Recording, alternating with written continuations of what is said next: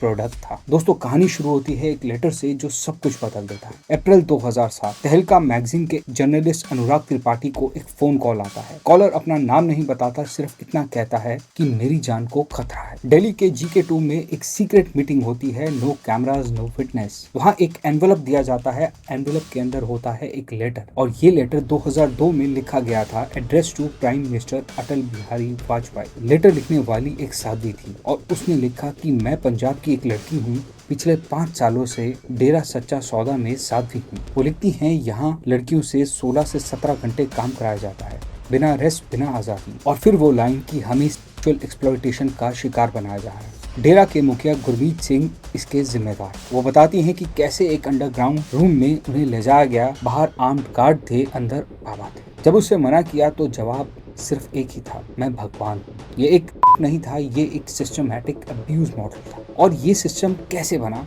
वो समझने के लिए आपको थोड़ा पीछे जाना होगा। दोस्तों बात है 1947 के बाद पंजाब और हरियाणा की। दलित और गरीब कम्युनिटीज को मेन स्ट्रीम मंदिर और गुरुद्वारों में डिग्निटी और रिप्रेजेंटेशन नहीं मिल रही थी। डेराज ने कहा यहाँ कास्ट नहीं सिर्फ इंसान इंपॉर्टेंट है।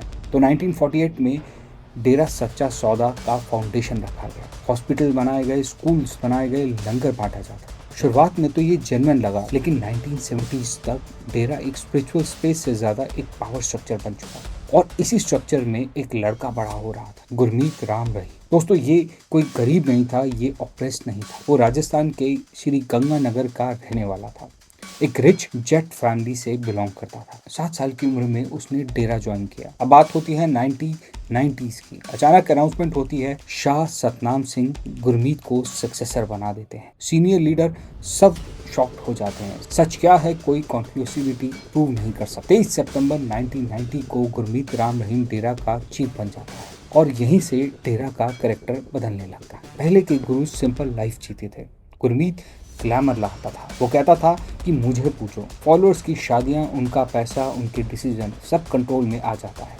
डेरा एक कॉर्पोरेट एम्पायर बन जाता है। Factories, FMCG products, hospital, schools, petrol pumps और 700 एकड़ प्लस की लैंड। यहाँ डोनेशन ऑप्शन हो जाता था, लेकिन लॉयल्टी कंपलसरी होती थी। और जब पावर एब्सोल्यूट होती है तो अकाउंटेबिलिटी खत्म हो जाती है, और जब अकाउंटेबिलिटी खत्म होती है तो सच बोलना खतरनाक हो जाता है। दोस्तों अब चलते हैं 2002 की ओर, जब लेटर PM ऑफिस तक पहुंचता है और गुरमीत घबरा जाता है। उसका शक पड़ता है रंजीत सिंह पर। 10 जुलाई 2002 रंजीत सिंह को गोली मार दी जाती है। फिर एक और आदमी सामने आता है, रामचंद्र छत्रपति। वो साध्वी का लेटर पब्लिश करता है, उसे धमकी मिलती है, वो नहीं रुकता और 24 अक्टूबर 2002 को मोटरसाइकिल से आए 2 लोग 4 गोलियां उस पर चला देते हैं और 28 दिन तक वो जिंदा रहता है, लेकिन हर जगह एक ही नाम लेता है और 21 नवंबर 2002 को वो मर जाता है और हरियाणा का मीडिया चुप हो जाता है। और यहाँ थोड़ा रुक कर आप सोचिए कि अगर ये एलिगेशन गलत होते तो इतनी मर्डर्स और इतनी थ्रेट्स और इतनी साइलेंस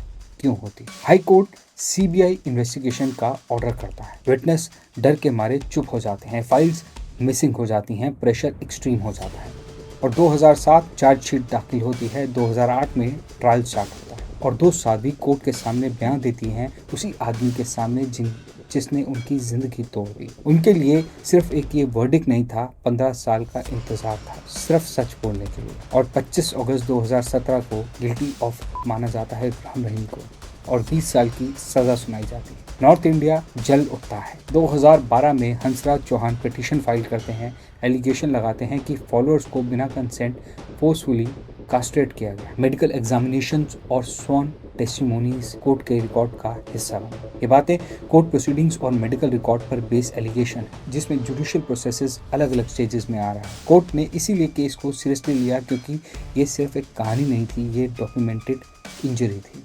ट्रायल चल ही रहा होता है और गुरमीत मूवीज रिलीज करता है, MSG 2 और जाटू इंजीनियर। सेंसर बोर्ड ऑब्जेक्ट करता है, ट्रिब्यूनल ओवररूल करता है, पॉलिटिक्स क्वाइटली सपोर्ट करता है और रीजन सिंपल होता है, वोट्स। और आज का दिन ऑफिशियल रिकॉर्ड के हिसाब से गुरमीत राम रहीम जेल में है, कन्विक्टेड, लेकिन 2017 से आज तक वो मल्टीपल बार पेरोल पर बाहर आ चुका है। रीजंस लीगल हैं, लेकिन पर पैटर्न्स क्लियर हैं। इलेक्शन के आसपास पेरोल, और जब वो बाहर आता है वो आदमी कैदी जैसा नहीं होता। Police convoy, Z category security और डेरा विजिट्स। टेक्निकली स्पीचेस अलाउड नहीं होती पर सिंबलिज्म काम करता है। इशू पेरोल का नहीं है, इशू ये है कि क्या हर कन्विक्ट के लिए सिस्टम इतना फ्लेक्सिबल होता है। और सबसे डिस्टर्बिंग बात, कन्विक्शन के बाद भी फॉलोअर्स का ब्लाइंड फेथ नहीं टूटता। वो आज भी उसे पिताजी कहते हैं। जब तक दोस्तों ये बिलीफ जिंदा है तब तक सिस्टम प्रेशर में रहे। ये कहानी गुरमीत राम रहीम की नहीं थी, ये एक मिरर थी, पावर का मिरर, फेथ का मिरर और हमारे सिस्टम का मिरर। गुरमीत जेल में जरूर है लेकिन उसका इन्फ्लुएंस बंद नहीं हुआ।